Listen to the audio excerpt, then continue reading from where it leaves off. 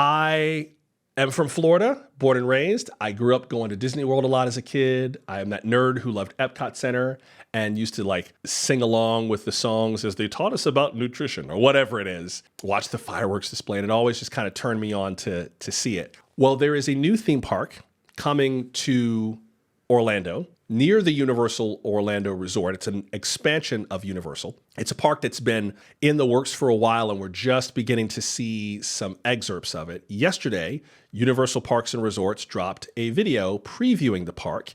It is called Epic Universe, and it is going to open kind of between where the original theme park is and the Orange County Convention Center in Orlando. It will have 5 lands. One of them will have a kind of a dueling coasters ride at the very beginning of the park, and then they're going to be themed around various popular properties and franchises. One of them is themed around How to Train Your Dragon, which will include a ride where you get to feel what it's like to ride on the back of a dragon. One of them will be called Dark Universe, which is themed around classic monsters from Universal movies, Frankenstein, Wolfman, The Mummy, Dracula, and so on. There will be another area themed around Nintendo called Super Nintendo World. Well, one area themed around Harry Potter, the Wizarding World of Harry Potter Ministry of Magic. Part of it is set in the Fantastic Beasts 1920s Paris. Another part of it is set in the building of the Ministry of Magic from Harry Potter. There will also be another Super Nintendo World. There's one at the park in Los Angeles. There'll be one at the park in Orlando where there are rides themed around Mario Kart and Donkey Kong, and you can have these interactive experiences with all of the various characters from Nintendo games and interactive rides and a Mario Kart ride similar to the one that is in Los Angeles. So they dropped all of those details today. Theme parks have been amazingly resilient. Just as a business story, we've talked a lot about the disruption of the media, right? People are watching TV differently. People are watching movies differently. They're consuming content online differently. What's going to happen to the media? When I worked at NBC Universal as an anchor on MSNBC and for NBC News, one of the things that constantly came up as the company talked about the state of the overall company was how well the theme parks are doing. Theme parks took a hit during COVID, and after COVID restrictions relaxed, they boomed more than they had been before. Theme parks are a growth industry. I know that sounds weird, but it is true. One of the few parts of the entire portfolio of the Universal Parks and Resorts, of NBC Universal, that consistently did well was Parks and Resorts. Hollywood, Florida, Singapore, they're doing great. Osaka, Japan, they do fantastically well. So much so that Universal is actually opening 3 parks. They're going to open a park in Texas that's all kids and family attractions year-round, and they're going to open a permanent Halloween Horror Nights attraction.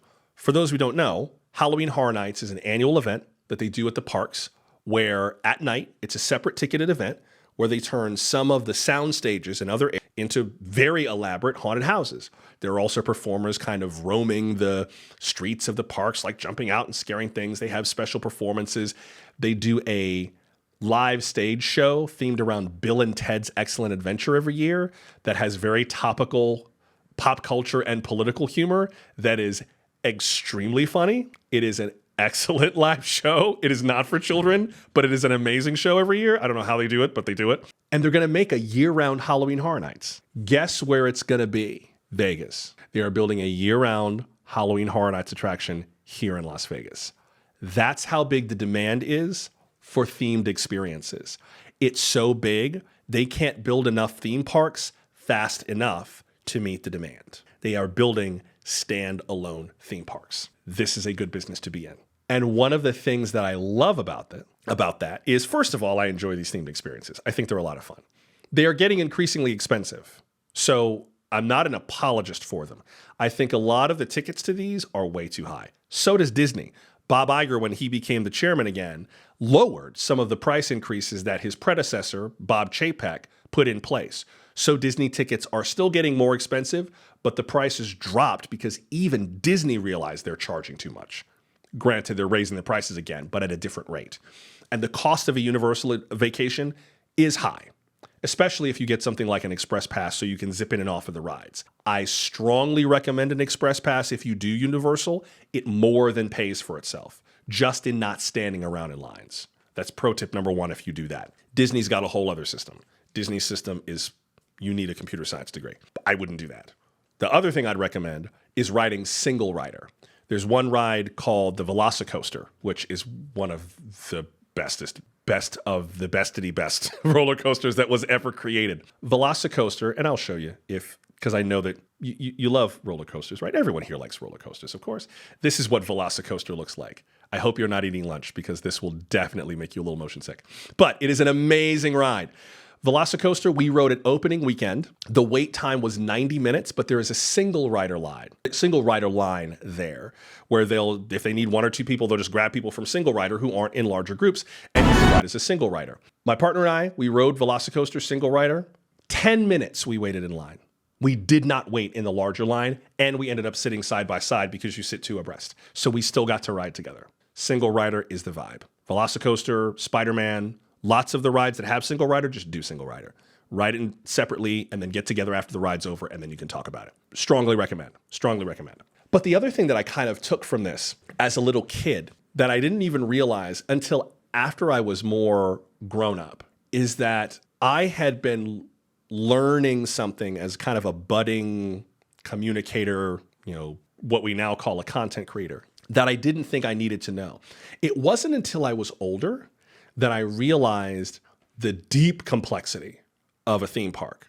And it's not just making all the rides work and having enough food at all the different kiosks and dealing with kids who get lost from their parents and making sure that the fireworks show is safe and that you've got, fire suppression technology and getting everybody costumed and HR and what happens if there's a lightning storm and we have to shut rides down.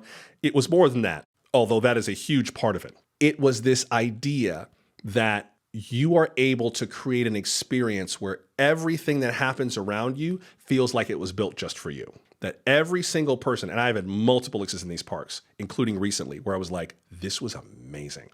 Where every single person is on the same accord that we're here to take care of people.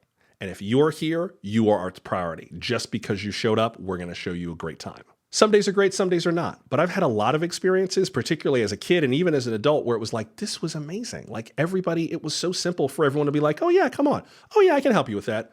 Do you need some help with something? Sure, it's right over there. Where it's just all these little acts that when they line up, make a huge difference. And it was just a little burst of utopia that I needed at that time that was sort of like, yeah, I know you're doing a job. I know this is not real, but you guys really put on a great show for me today. Thank you so much. This was a blast. And it made me want to come back.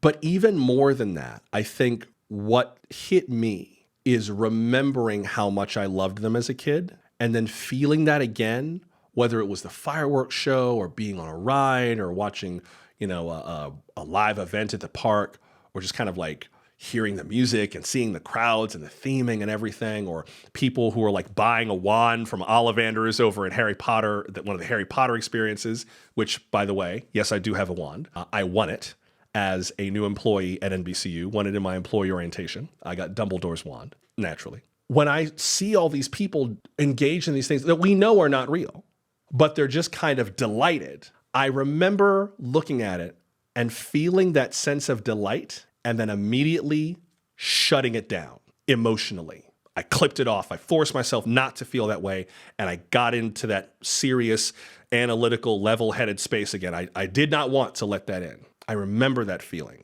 and I remember feeling very convicted by it, like, the hell was that? And it happened over and over when I was at the parks. It would happen over and over when I was on the rides. It happened over and over that I had experiences, not all of them, but enough of them, where I would kind of get caught up and I would remember what it was like to be a kid, and then I shut it down real hard and I went back to being an adult. And it took me a minute to kind of process what the hell that was. And I think there's something that happens when we become adults that makes joy seem, and Brene Brown talks about this too, that makes joy feel like foreboding. The vulnerability of getting swept up in something feels immature and unsafe. And it makes us concerned about our status to others, about our standing with others, about being in control. And that momentary loss of control at a time when the world feels like it's spinning out of control feels risky on so many levels that are hard to articulate, that we just shut it down and go back to being grown-ups. And when that clicked for me, I thought, well, F this. I don't want to be that person. But it's hard not to be. I mean, I covered Washington for 3 years during the Trump administration. I covered New York during COVID. I was in New York when COVID hit. And so the last several years of my life have been spent trying to protect that part of me that feels wonder. I don't think America is just a country that's lost hope or that's lost faith. My real concern is that we've lost wonder, that we've lost our capacity to go, wow. I mean, think about it. What was the last thing that you dissolved into emotionally that just let you go, wow, and you didn't feel any need to shut that off or control it or limit it or kind of get back to being a grown-up? It doesn't happen often. And I'm not saying you got to have it every single day where you like walk in the woods and just kind of like run your hands along the leaves and go, sing Kumbaya. I'm not talking about that. But it's so hard to let that go and just play, to just submit to an experience that you paid for, of course, but that is designed to make you feel something, to make a memory, to feel something magical. That's childish. The world's a terrible place. Corporations are the enemy of everyday people. They don't pay enough money. They're probably polluting the environment. I bet they're giving donations to insert political party or person here, and I can't just deal with that anymore, and I can't be that anymore. I have to see the world for what it really is. All true, not the point. Does anything bring you wonder? Does anything wrap you up? Does anything bring tears of joy to your eyes? And would you let it? I remember watching the fireworks show over the lagoon at Universal Studios, Florida, and I just burst into tears because it was all these movies that I grew up with and the music and the fireworks and like seeing other people, like little children around me who were just, wow, and they were amazed and they had no idea that there was this giant corporation that was probably polluting the lake and underpaying its staff. And all they felt was awe. They couldn't even articulate it. They just felt the joy of being alive. It was amazing. And I thought, I envy that little kid because that little kid owns something that I gave up. No, worse, I sold. I sold something I need for a job, for a career, for a status, for an opportunity. And now I'm trying to rebuild it or replant it. And it takes forever. And I hope that little kid knows not to let it go.